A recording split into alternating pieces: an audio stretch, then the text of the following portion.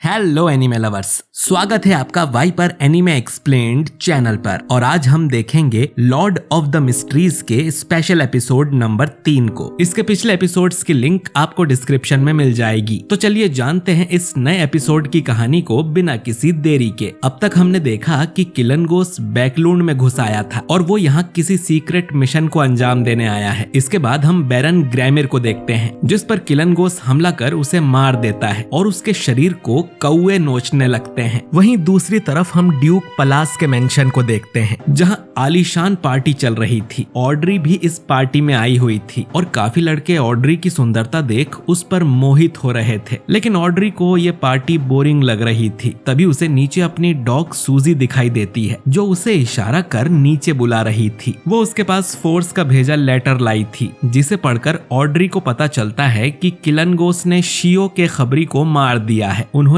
Police को भी खबर कर दी है। अब बिग 3 बियॉन्डर ऑर्गेनाइजेशंस और MI9 पूरे शहर में किलनगोस को ढूंढ रहे हैं। लेकिन किलनगोस बहुत शातिर है, वो इतनी आसानी से उनकी पकड़ में नहीं आएगा। फोर्स और शियो बड़े खतरे में है और ऑड्री पे भी संकट आ सकता है। तभी यहाँ पर बैरन ग्रैमिर आ जाता है। ऑड्री उसे गुड इवनिंग कहती है और बैरन भी उसकी तरफ देखते हुए उसे ग्रीट करता है। ऑड्री समझ जाती है कि बैरन के साथ कुछ गड़बड़ है। वो कभी ऑड्री से नजरें मिलाकर बात नहीं करता था, लेकिन आज वो कुछ ज्यादा ही कॉन्फिडेंट लग रहा है। उसके परफ्यूम की खुशबू भी अलग थी। ऑड्री अब समझ जाती है कि ये असल में किलनगोस है, जो बैरन का रूप लेके यहाँ आया है। ऑड्री अब तुरंत अपने फादर के पास जाके उसे सब कुछ बता देती है। फिर वो एक कमरे में जाकर मिस्टर फूल यानी क्लाइन की प्रेयर बोलती है। ये प्रेयर सीधा ग्रे फॉग में बैठे क्लाइन तक जाती है। ऑड्री उसे बता देती है कि वो ड्यूक नेगन की पार्टी में है और उसे यहाँ किलनगोस भी मिल गया है। वो बैरन ग्रैमिर के रूप में आया है। क्लाइन सोचता है कि ड्यूक नेगन की पार्टी में तो राजघराने के लोग और सरकारी ऑफिसर्स ही आए होंगे। किलनगोस वहाँ क्या करने गया है? क्लाइन अब ये खबर सीधा अलगर तक पहुंचा देता है, जो कि चर्च ऑफ स्टॉर्म के हेडक्वार्टर में बैठा हुआ था। अलगर क्लाइन का शुक्रिया करता है और सोचता है कि मैं अभी एक दूसरे गॉड के पवित्र चर्च में बैठा हुआ हूँ और मिस्टर फूल ने यहाँ भी मुझ तक मैसेज पहुँचा दिया। तभी अलगर के साथी आके उसे बताते हैं कि MI9 को किलनगोस का पता चल गया है। मैं टसोक रिवर जा रहा हूँ आर्क बिशप स्नेक को लाने के लिए। फिर हम सब ड्यूक नेगन के मेंशन जाएंगे, तुम तैयार रहो। अलगर मन में सोचता है कि अगर किलनगोस इन लोगों के हाथ लग गया तो वो इन्हें बता देगा कि अलगर एक जासूस है। वो अब किसी और गॉड के चर्च में होने के बावजूद मिस्टर फूल को प्रे करने लगता है और उससे कहता है कि आप जल्दी अपने सेवक को यहाँ भेज दीजिए, लेकिन उसे कोई रिप्लाई नहीं मिलता। इधर पार्टी में किलनगोस की नजर थी ड्यूक पलास पर और वो उसे ही मारने यहाँ आया है। किलनगोस को किसी ने ड्यूक की सुपारी दी थी कि अगर वो उसे मारने में कामयाब होता है तो इनाम में उसे मिलेगा एम्पेरर रोजेल का card of blasphemy. Duke prime minister Negan का भाई है। वो नेवी एडमिरल है, कंजर्वेटिव पार्टी का लीडर भी। वो इस देश के सबसे अमीर और पावरफुल लोगों में से एक है। इसे मारने के बारे में सोचकर ही किलनगोस को मजा आ रहा था। वो यहाँ एक झूमर को गिरा देता है, जिससे लोगों में भगदड़ मच जाती है। इसके बाद किलनगोस सीधा ड्यूक को मारने जाता है, पर उसके सामने एक मैंडेटेड पनिशर आ जाता है। किलनगोस अब क्रीपी हंगर का इस्तेमाल कर अलग अलग बियॉन्डर पावर्स का यूज करता है। वो इन्वेस्टिगेटर सीक्वेंस की साइकिक पियर्सिंग का इस्तेमाल करता है, जिससे उस ऑफिसर का दिमाग फट जाता है। किलनगोस फिर से ड्यूक की तरफ भागता है तो ड्यूक उसे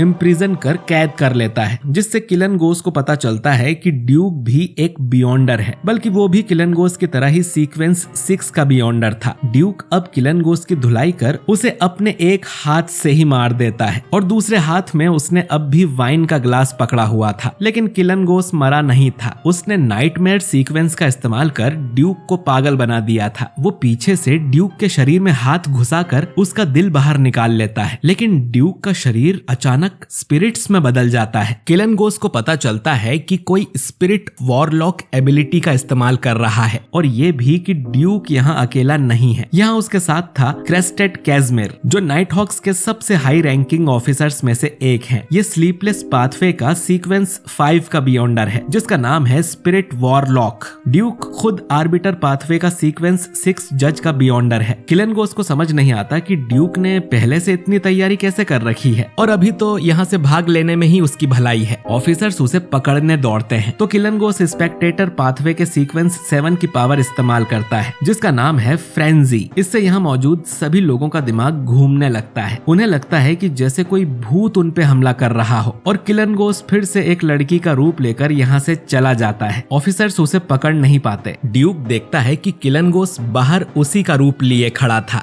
उसे धमकी देने के लिए कि वो वापस जरूर आएगा। इसके बाद अल्गर यहाँ अपनी टीम के साथ आता है। वो लोग आर्क बिशप स्नेक को लाने में इतना लेट हो गए थे। ये लोग मेंशन के बाहर किलनगोस को ढूंढने लगते हैं। मेंशन के अंदर ऑड्री थी जो अल्गर की हल्की सी छवि देख पाती है। अब आपको याद दिला दूं कि ऑड्री और अल्गर दोनों ही एक दूसरे का असली नाम या चेहरा नहीं जानते हैं। क्लाइन अब इनसे कहता है कि मैंने सारा बंदोबस्त कर दिया है। इधर किलनगोस जंगल में आके छुप गया था। वो सोचता है कि किसी को पता नहीं था कि मैं ड्यूक पलास को मारने वाला हूँ, तो फिर गड़बड़ कहाँ हुई। तभी उसके सामने एक बड़ा सा स्केलेटन का हाथ आ जाता है। ये एक डेड स्पिरिट थी, तो इसे खत्म करने के लिए किलनगोस सन पाथवे से लाइट ऑफ होलीनेस का इस्तेमाल करता है, जिससे ये स्पिरिट खत्म हो जाती है। किलनगोस सोचता है कि जब तक उसके पास ये क्रीपिंग हंगर है उसे कोई नहीं रोक सकता, लेकिन तभी उसके चारों तरफ ढेर सारी डेड स्पिरिट्स आ जाती हैं और इन सबको कंट्रोल करने वाले बियॉन्डर का नाम था मिस्टर एजिक।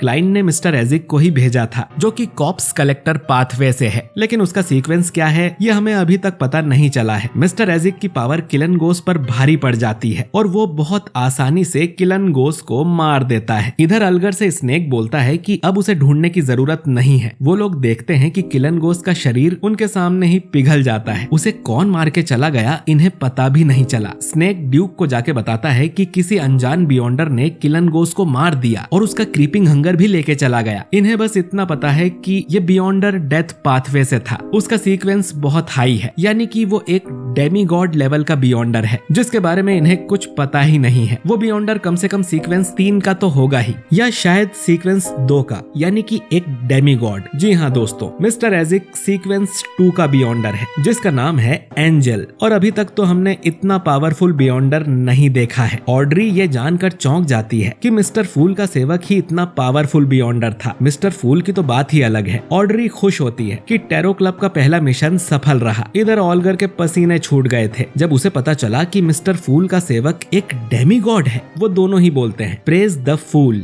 जो सुन इधर क्लाइन को छींक आ जाती है। किलनगोस के मरने की खबर अगले दिन न्यूज़पेपर में भी आ गई थी, जिसे क्लाइन का भाई बेंसन पढ़ रहा होता है कि जो भी किलनगोस के किलर का पता बताएगा उसे सरकार से बड़ा इनाम मिलेगा। क्लाइन मन में सोचता है कि इस बार तो मिस्टर एजिक ने उसकी बहुत बड़ी मदद कर दी है, इतनी कि उनके बारे में न्यूज में छपा है। बेंसन पढ़ता है कि इस अनजान बियॉन्डर की खबर देने वाले को 30,000 पाउंड तक भी मिल सकते हैं, जो सुन क्लाइन के मुंह से चाय निकल जाती है कि एजिक पर इतना बड़ा इनाम रखा गया है। दूसरी तरफ एक फरमान जारी कर दिया जाता है कि कोई अनजान बियॉन्डर है जो किसी अनजान ग्रुप का हिस्सा है, इस ग्रुप का जल्द से जल्द पता लगाया जाए। और यहाँ क्लाइन के ग्रुप की ही बात हो रही थी और ये एपिसोड यहीं पर एंड हो जाता है। तो दोस्तों इसी के साथ हमने एलओटीएम के तीनों स्पेशल एपिसोड्स को खत्म कर दिया है। सीजन 1 में जो चीजें रह गईं वही सब हमने इन स्पेशल एपिसोड्स में देखा है। आपको ये कैसा लगा कमेंट करके जरूर बताइए। बाकी एलओटीएम का सीजन 2 भी इसी साल के आखिर में शुरू हो सकता है, जिसमें टोटल 40 एपिसोड्स होंगे। अगर आप चाहते हैं कि मैं उन्हें भी एक्सप्लेन करूं तो कमेंट करिए प्रेज द फूल। मिलता हूं मैं आपसे अगले वीडियो में।